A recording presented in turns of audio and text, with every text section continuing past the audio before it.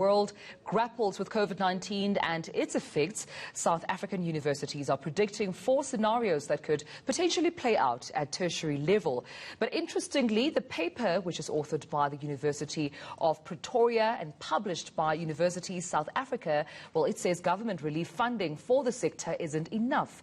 But here to tell us more is University of Pretoria's Vice-Chancellor, Professor Tawana Kupe. Prof, thank you so much for your time. Good morning to you. We'll get into the 4 scenarios in just a moment, which are quite interesting, I have to say, but I need you just to please paint a picture of, how hard hit universities or even institutions of higher learning in general have been under this lockdown. Good morning, Tumelo, and good morning to your viewers.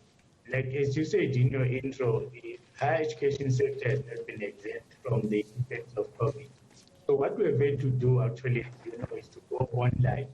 There are online costs that we had not anticipated or budgeted for.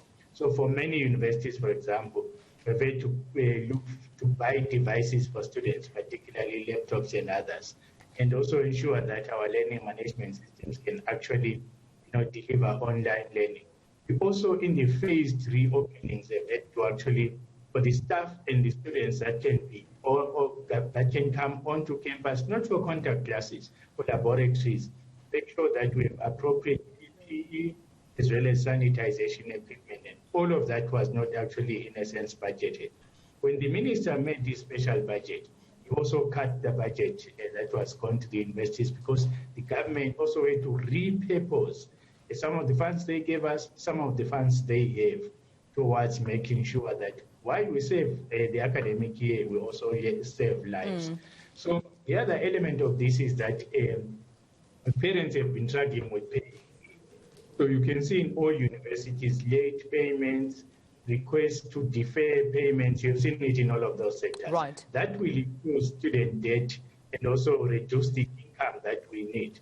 On the other hand, as you've seen, universities have come to the party towards assisting in COVID. 3D printing, Rhodes University even went to the extent of, we did 3D printing of PPE.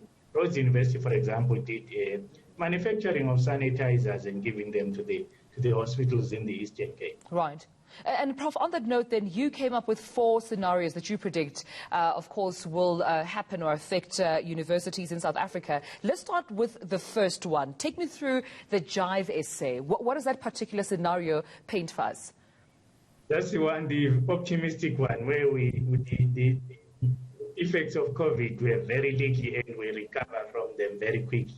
As you know, that is a cloud cuckoo scenario. We have now seen the massive job losses, the contraction of the economy and all of that. And also on that note, then, you move on to the next point, Prof, that has to do with the passing cloud. This is what you see as the second scenario. Yeah, so it's also where, I think it's almost close to Jive South Africa, is where the effects of COVID are not long-term.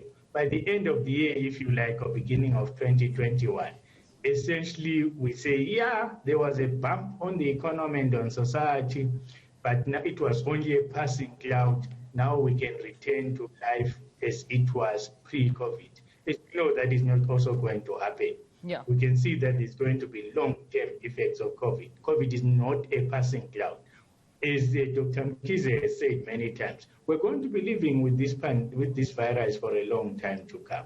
It might not be as severe, but we actually cannot live as if it never happened. Absolutely, and then thus terming then the new normal. But then on the third hand, you also talk about the light bulb scenario. The light bulb scenario is, I think, where we all wake up to what has happened in essence and take measures to live with the virus and also begin to try put into place those long-term processes, plans and strategies to recover. But we understand that it is going to take some time. Right. And just lastly then, Prof, before I let you go, take me through this last scenario called Cry South Africa. No, Cry South Africa is the extreme one where, in essence, it's economic Armageddon. It's a jobs bloodbath.